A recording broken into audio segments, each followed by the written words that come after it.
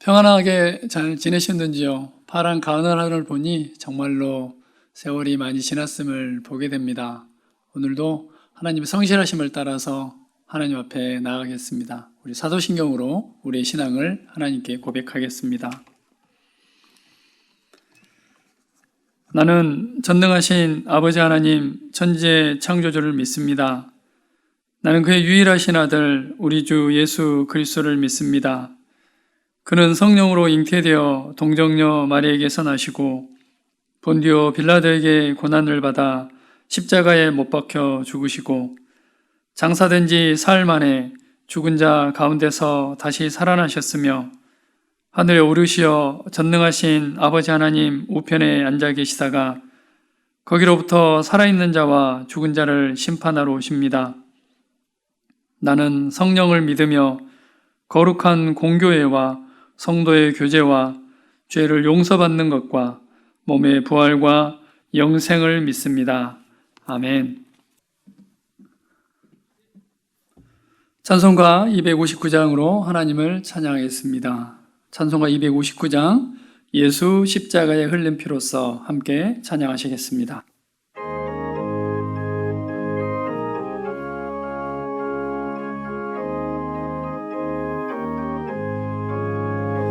예수 십자가에 흘린 피로써 그대는 씻기어 있는가? 더러운 죄 희게 하는 능력을 그대는 참으지 않은가? 예수의 보혈로 그대는 씻기어 있는가? 마음속에 여러 가지 죄악이 깨끗이 씻기어 있는가? 주 예수와 밤낮으로 늘 함께 그대는 행동을 하는가? 아무 때나 어디서나 그대는 십자가 붙들고 있는가? 예수의 보혈로 그대는 씻기어 있는가? 마음속에 여러 가지 죄악이 깨끗이 씻기어 있는가? 주님 예수 다시 올 때 그대는 영접할 예복이 있는가? 그대 몸은 거룩한 곳 천국에 들어갈 준비가 됐는가? 예수의 보혈로 그대는 씻기어 있는가? 마음속에 여러 가지 죄악이 깨끗이 씻기어 있는가? 모든 죄에 더러워진 예복을 주 앞에 지금 다 벗어서 샘물같이 솟아나는 보혈로 눈보다 더 이게 씻으라. 예수의 보혈로 그대는 씻기어 있는가? 마음속에 여러 가지 죄악이 깨끗이 씻기어 있는가? 하나님 말씀 함께 보겠습니다. 오늘 함께 나눌 하나님의 말씀은 마태복음 10장입니다. 마태복음 10장 1절부터 8절까지 말씀을 중심으로 하나님의 말씀을 함께 나누겠습니다. 신약성경 15면에 있는 마태복음 10장 1절부터 8절까지 말씀입니다. 예수께서 그의 12 제자를 부르사 더러운 귀신을 쫓아내며 모든 병과 모든 약한 것을 고치는 권능을 주시니라. 12 사도의 이름은 이러하니 베드로라 하는 시몬을 비롯하여 그의 형제 안드레와 세베대의 아들 야고보와 그의 형제 요한, 빌립과 바돌로메, 도마와 세리마테, 알페의 아들 야고보와 다데오, 가나나인 시몬 및 가룟 유다, 곧 예수를 판 자라. 예수께서 이 12를 내보내시며 명하여 이르시되 이방인의 길로도 가지 말고 사마리아인의 고을에도 들어가지 말고 오히려 이스라엘 집에 잃어버린 양에게로 가라. 가면서 전파하여 말하되 천국이 가까이 왔다 하고 병든 자를 고치며 죽은 자를 살리며 나병 환자를 깨끗하게 하며 귀신을 쫓아내되 너희가 거저받았으니 거저주라. 아멘. 하나님 감사합니다. 오늘도 하나님의 성실하심을 따라 하나님 앞에 나아갑니다. 하나님의 은혜를 사모하며 하나님 말씀 앞에 나아갑니다. 성령이 우리의 마음을 주장하여 주시고 하나님께서 들려주시는 그 음성에 민감하게 귀 기울일 수 있도록 도와주시옵소서. 온전히 하나님의 은혜만을 구하며 나아갑니다. 이 시간 우리와 함께하여 주시옵소서. 예수 그리스도의 이름으로 기도합니다. 아멘. 예수님께서 이 땅에 오셔서 많은 사역들을 하십니다. 크게 두 가지로 요약을 해볼 수 있는데요.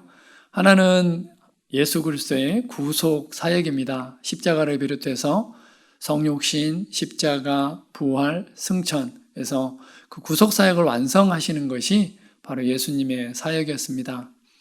또 하나 중요한 사역을 하셨는데 그것은 뭐냐면 이 구속사를 완성시킬 제자들을 세우시는 일이었습니다. 십자가를 전파하고 하늘나라를 전파하고 천국 복음을 많은 사람들에게 알려줄 사람들을 세우는 것, 바로 제자들을 세우는 사역이 예수님의 중요한 사역 중에 하나였습니다. 그래서 공생의 기간 동안 예수님께서는 예수 그리스도가 이 땅에 오신 이유와 또 그 모든 사역들을 완성하셨고 제자들을 양육하시는 일에 굉장히 많은 시간들을 할애하셨고 집중하셨습니다. 이런 전생이 있습니다. 예수님께서 이제 십자가에 못 박혀 죽으시고 부활하셔서 하늘나라에 올라가셨습니다. 그래서 천사들이 묻습니다. 예수님, 저 땅에 가셔서 무슨 일을 하셨습니까? 라고 말씀하셨습니다. 그래서 예수님께서는 십자가와 부활과 또 승천을 완성했노라고 말씀하셨습니다. 그러면 그것을 누가 사람들에게 알립니까? 라고 하셨을 때 예수님께서는 나는 12사람을 세워놓고 왔다 라고 말씀하셨습니다. 그때 천사들이 묻습니다. 만약에 그 사람들이 실패하면 어떻게 되나요? 예수님께서 대답하십니다. 대안이 없다. 바로 그렇습니다. 예수님께서는 제자들에게 모든 것들을 거셨고 이제 그 제자들이 예수님의 복음 사역을 만방에 전파하고 완성시키실 겁니다. 제자의 제자를 이어서 그것은 지금 현재 우리에게까지 왔고 또 그 사역을 완성시킬 사람이 바로 우리입니다. 오늘 마태복음 10장에는 제자들에 관한 얘기들이 나옵니다. 제자들의 사역, 또 제자들의 삶이 어때야 되는지에 대해서 자세하고 구체적으로 묘사를 해놓고 있습니다. 마태복음 10장 말씀을 통해서 우리는 제자로서 어떤 삶을 살아야 되는지, 또 예수님의 사역을 완성하기 위해서 우리가 어떻게 이 땅에 살아가야 되는지에 대해서 하나님의 말씀을 함께 나누겠습니다. 12제자를 부르시는 것, 또 12제자를 선발하는 내용은 4대 복음서에 다 나와 있습니다. 복음서 곳곳에 이 내용들이 나와 있는데 오늘 마태복음 10장 그리고 마태복음 28장 19절과 20절 말씀을 비롯해서 곳곳에 예수님께서 제자들을 선발하시고 세우시고 파송하시는 내용이 나왔는데 함께 보겠습니다. 마태복음 28장 18절과 19절입니다. 예수께서 나와 말씀하여 이르시되 하늘과 땅의 모든 권세를 내게 주셨으니 그러므로 너희는 가서 모든 민족을 제자로 삼아 아버지와 아들과 성령의 이름으로 세례를 베풀고, 마태복음 마지막 우리는 지상사명으로 알고 있는데요. 예수님께서는 제자들에게 말씀을 하십니다. 하늘과 땅의 모든 권세를 내게 주셨으니 그러므로 너희는 가서 모든 민족으로 제자를 삼아라라고 예수님께서 말씀하십니다. 마가복음에는 마가복음 3장 13절과 14절입니다. 또 산에 오르사 자기가 원하는 자들을 부르시니 나아온지라 이에 12를 세우셨으니 이는 자기와 함께 있게 하시고 또 보내사 전도도 하며 예수님께서 마가복음 3장이니까 사역의 초기죠. 초기에 12를 부르셨습니다. 그래서 그들에게 하신 말씀이 있는데 12를 세우신 이후에 자기와 함께 있게 하시고 또 보내사 전도도 하며 예수님과 함께 있으면서 훈련받고 또 전도도 하기 위해서 예수님께서 12명을 세우셨다는 것을 마가복음 말씀을 통해서 우리는 확인할 수 있습니다. 누가복음에도 역시 이렇게 나옵니다. 예수께서 12제자를 불러 모으사 모든 귀신을 제어하며 병을 고치는 능력과 권위를 주시고 내가 너에게 뱀과 장가를 밟으며 원수의 모든 능력을 제어할 권능을 주었으니 너희를 해칠 자가 결코 없으리라. 누가복음에도 12제자를 부르시고 권능을 주시고 또 병 고치는 능력 행함을 주셨다는 것을 우리는 말씀을 통해서 알 수 있습니다. 마지막으로 요한복음 20장 21절입니다. 예수께서 또 이르시되 너희에게 평강이 있을지어다. 아버지께서 나를 보내신 것 같이 나도 너희를 보내노라. 이 말씀을 하시고 그들을 향하사 숨을 내쉬며 이르시되 성령을 받으라. 너희가 누구의 죄든지 사하면 사하여질 것이요 누구의 죄든지 그대로 두면 그대로 있으리라 하시니라. 예수님께서 부활하신 다음에 제자들에게 하신 말씀입니다. 성령님을 보내주시고 이 사역을 완성하시도록 제자들에게 다시 말씀하고 계십니다. 복음서에 나와 있는 12제자, 이 제자들은 이제 사도행전 1장 8절 말씀으로 연결이 되어집니다. 오직 성령이 너에게 임하시면 너희가 권능을 받고 예루살렘과 온 유대와 사마리아와 땅끝까지 이르러 내 증인이 되리라 하시니라. 사도행전 1장 8절 말씀으로 예수님께서는 마지막 부탁을 하고 계시고 제자들이 보는 가운데 승천하시게 됩니다. 12제자를 선택하시고 훈련하시고 그들에게 부탁하셨고 이 제자들은 이제 사도행전에 폭발적으로 숫자가 늘어나서 열방을 향해서 사마리아와 온 땅과 온 유대와 사마리아 땅끝까지 이르러 증인이 되는 것을 우리는 사도행전을 통해서 알 수 있습니다. 자, 그렇다면 마태복음 10장에는 제자들의 삶이 어때야 되는지 몇몇 요소들이 있는데 그 요소들을 하나하나 점검해 보면서 나는 제자로서의 삶을 어떻게 살아갈 수 있는지 또 나의 삶의 영역에서 제자로서의 삶의 조건들 중에서 어떤 부분이 더 채워져야 되는지 발전시켜야 되는지 말씀을 함께 보겠습니다. 첫 번째는 사역입니다. 제자들이 어떤 일을 해야 되는지 그들의 사명이 무엇인지 실질적으로 삶 속에서 무엇을 해야 되는지 마태복음 10장에는 나와 있습니다. 가면서 전파하여 말하되 천국이 가까이 왔다 하고 병든 자를 고치며 죽은 자를 살리며 나병 환자를 깨끗하게 하며 귀신을 쫓아내되 너희가 거저 받았으니 거저 주라. 어떤 성이나 마을에 들어가든지 그 중에 합당한 자를 찾아내어 너희가 떠나기까지 거기서 머물라. 또 그 집에 들어가면서 평안하기를 빌라. 제자들이 해야 될 바로 역할입니다. 제자들이 해야 될 사명이기도 하고 제자들이 해야 될 일인데 바로 전파하여 말하되 천국이 가까이 왔다. 복음을 전파하는 일이 바로 제자들이 해야 될 일이었습니다. 그리고 또 하나는 병든 자를 고치며 죽은 자를 살리며 나병 환자를 깨끗하게 하며 귀신을 쫓아내는 것. 하늘나라 복음에 대해서 이야기할 뿐만 아니라 병든 자를 고치는 일을 제자들이 해야 됐습니다.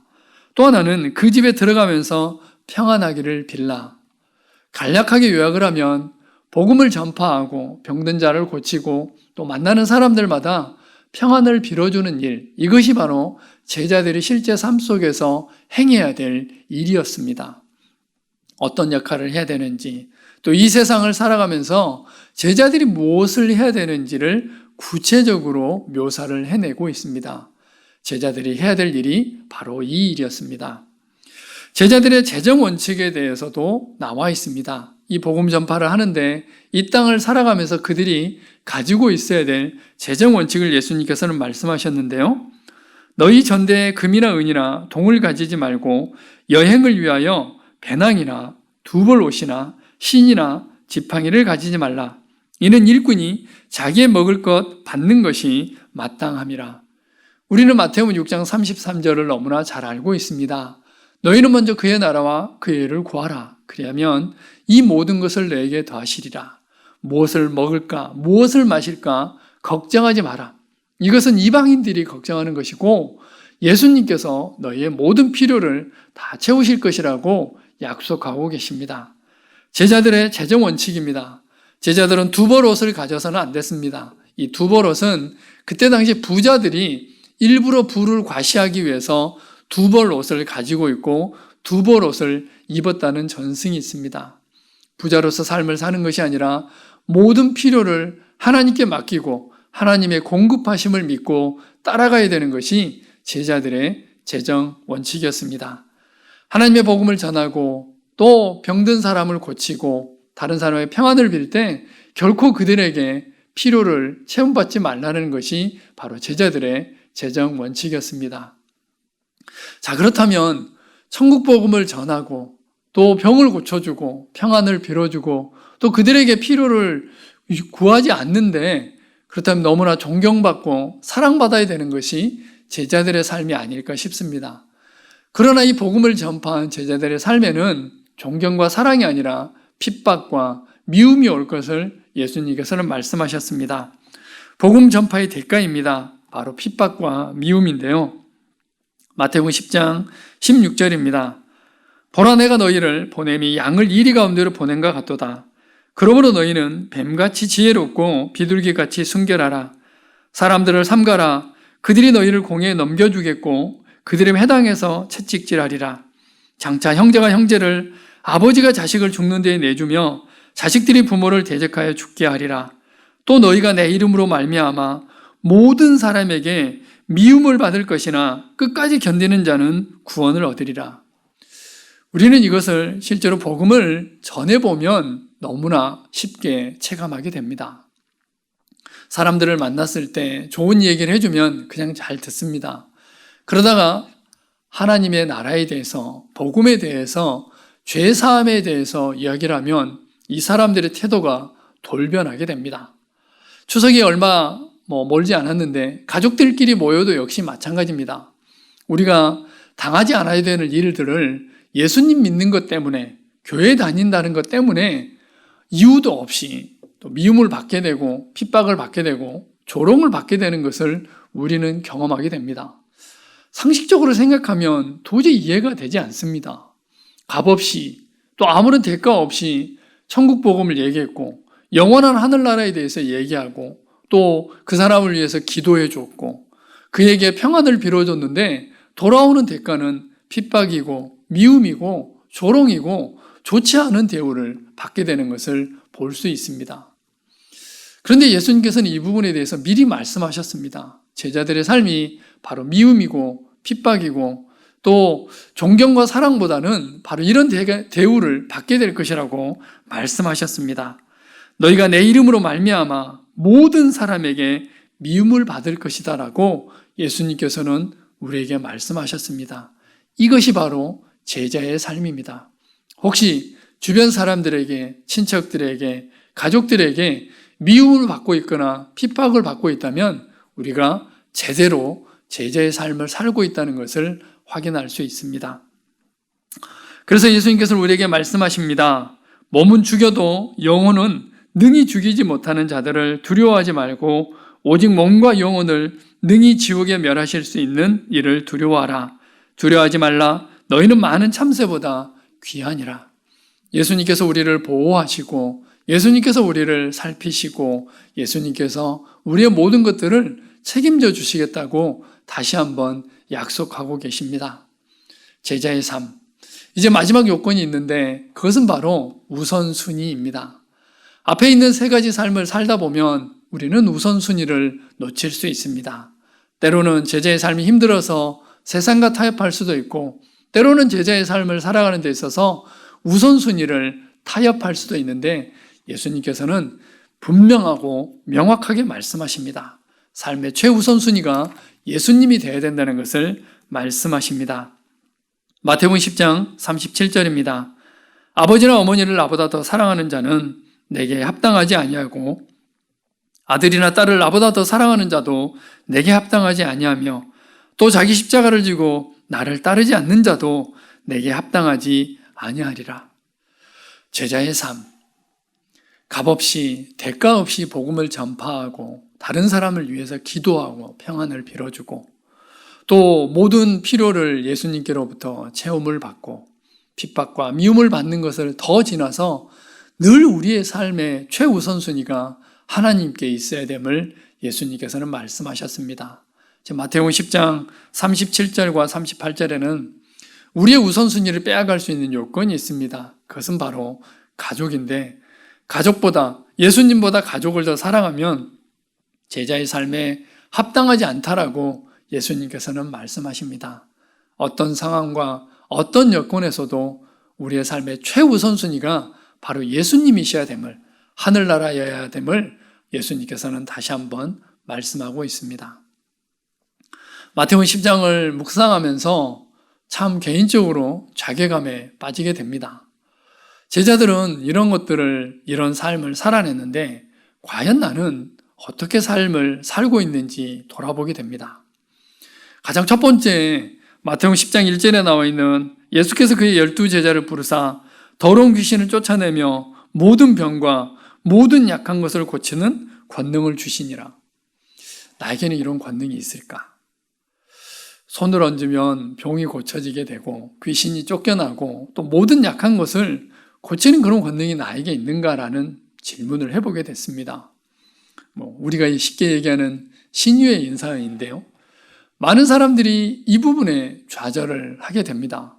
나에게는 이런 권능이 없는데, 내가 손을 얹으면 병 나음이 없는데, 또 귀신을 쫓아낸 경험도 없는데 내가 과연 제자가 될 수 있을까? 또 이뿐만이 아니라 또 재정의 원칙에서도 역시 마찬가지입니다. 하나님의 공급하심을 따라서 하나님이 공급하시는 것을 나는 믿고 따라가고 있는가? 또 미움과 핍박이 올 때 나는 어떤 반응을 보일 수 있을까?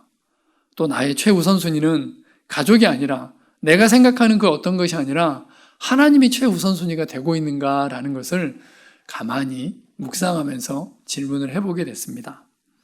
마태복음 10장에 나와 있는 제자의 요건들, 이 자격 요건들을 볼 때마다 우리는 좌절하게 됩니다. 또 사탄은 우리의 마음 가운데 거봐, 너는 이런 권능이 없잖아. 거봐, 이렇게 살고 있지 않잖아. 그러니까 제자의 삶을 포기해라고 사탄은 우리를 참소하고 고소합니다.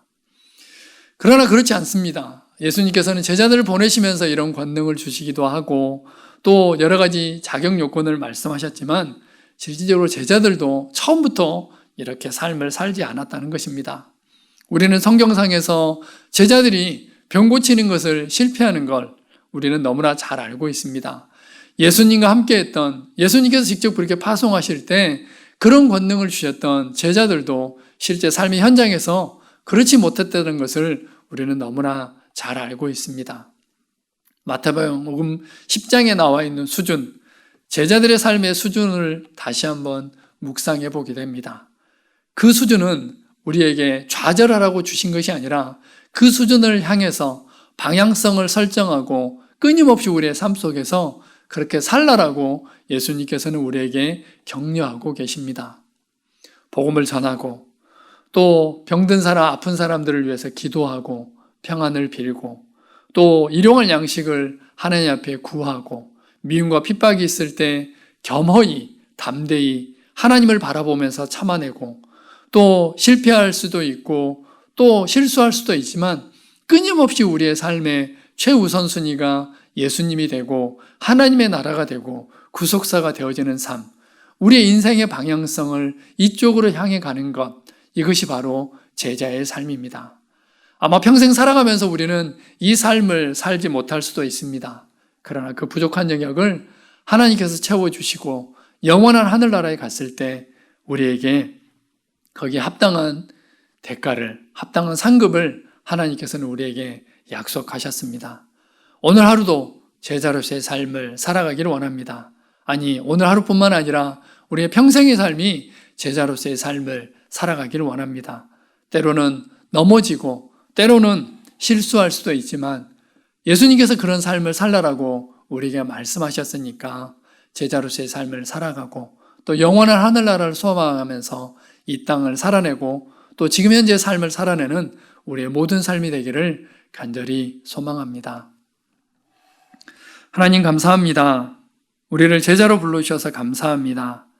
작고 나약하고 넘어지지만 그럼에도 불구하고 제자로서의 자격 요건을 말씀해 주시고 그 삶을 살아갈 수 있도록 우리를 불러주셔서 감사합니다. 하나님, 넘어지지만, 하나님 실수하지만, 하나님 때로는 실패하지만 제자로서의 삶을 살아가겠습니다. 주님 오시는 그날까지 제자로서 이 땅을 살아가겠습니다.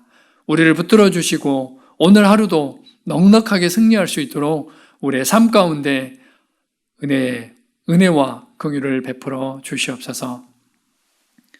지금은 우리 주 예수 그리스도의 은혜와 하나님 아버지의 몰하신 사랑하심과 성령님의 교통하심의 역사가 오늘도 제자로서 이 땅을 살아가기를 원하는 삶의 현장을 살아가기를 원하는 사랑하는 주의 백성들 머리머리 위에 지금으로부터 영원토록 함께 하시기를 간절히 축원하옵나이다. 아멘. 함께 기도하겠습니다. 주신 말씀 생각하시면서 제자로서의 삶을 현장에서 살아갈 수 있도록 도와주시옵소서.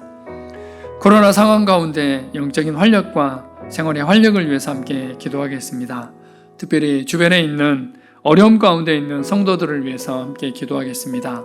주일날 선포된 말씀처럼 우리에게 불쌍히 여기는 마음을 주시고 그 불쌍히 여기는 마음을 가지고 사랑하는 성도들을 위해서 함께 기도하겠습니다. 우리 조용히 음악에 맞춰서 함께 기도하시겠습니다.